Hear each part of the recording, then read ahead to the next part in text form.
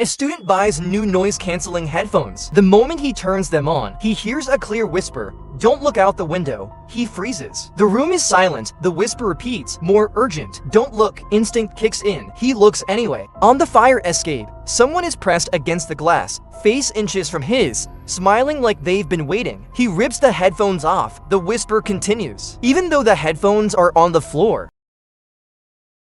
A bus driver is finishing his midnight route with only one passenger left. A woman sitting in the back, completely still, staring straight forward. Every time the lights flicker, she seems a little closer, but he thinks he's just tired. At the final stop, he calls out to her. No reaction. He walks over, and the seat is empty. Confused, he checks the CCTV footage. The entire ride, the back seat is completely empty, but the footage shows him repeatedly glancing at the mirror like he's watching someone approach. He shuts the monitor off. He wasn't alone, and he knows it.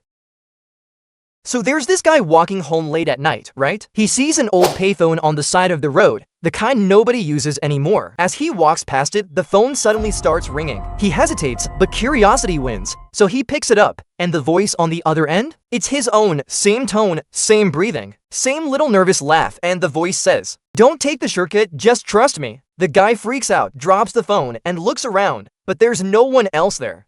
He tries to brush it off like it's some prank, but something in him says to listen. So he avoids his usual shortcut through the alley. The next morning, news breaks. Someone was attacked in that same alley just minutes after he would have passed through. He goes back to the payphone to see if he imagined everything. But the phone is gone, like it was never even installed there. Never open the door, even if someone calls your name. Every night at 3:11 a.m., Mia hears her little brother crying behind her bedroom door, but her brother has been staying at their grandma's for a week. One night, the crying stops and a whisper replaces it. "Mia, please open. I'm cold." She records the voice and sends it to her mom, who replies instantly, "Do not open the door. We're on our way." The whisper suddenly turns into scratching and furious knocking. As the handle starts turning by itself, the voice outside speaks again, this time deeper, distorted. "Your mom won't reach you in time." If you ever feel someone standing behind you, don't turn around. Every night, Daniel studies until past midnight. One evening, he notices a strange habit. When he gets to quiet, the room behind him shifts soft footsteps on the floorboards, faint breathing near his neck. He thinks it's stress until he catches a reflection in his laptop screen, a pale girl standing right behind him, face blurred, shoulders shaking as if she's silently crying. When he turns around, no one is there. The next night, he sets up his phone to record the room behind him. At exactly 1:13 a.m., the footage shows the same girl, standing inches from his back, slowly lifting her head. Her face is completely hollow, no eyes, no mouth. The final frame shows her leaning forward and whispering into his ear. "Don't look at me again." Daniel wakes the next morning with a message on his phone. "Recording saved. Do you want to watch again?" But the recording counts as live.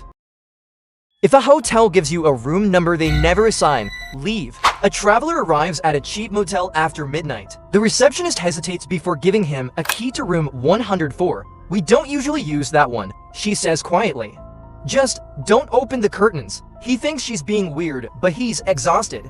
Inside the room, everything seems normal except the curtains, they're nailed shut. Around 2:40 a.m., he hears tapping from behind them, slow, deliberate tapping. He ignores it. But the tapping becomes scratching, then whispering. He inches closer. Something pushes back from behind the fabric, like a face pressing through. He calls the front desk. No answer. He gathers his things to leave, but the door won't open, it's locked from the inside. The whispers grow clearer. "Let us see you." The nails on the curtain begin to rip out one by one. A pale hand pushes through, reaching. The traveler screams, kicking the door until it breaks open. As he runs out, the receptionist is outside staring at the room, shaking. "It woke up again," she whispers. Behind them, the curtains tear completely. The room breathes.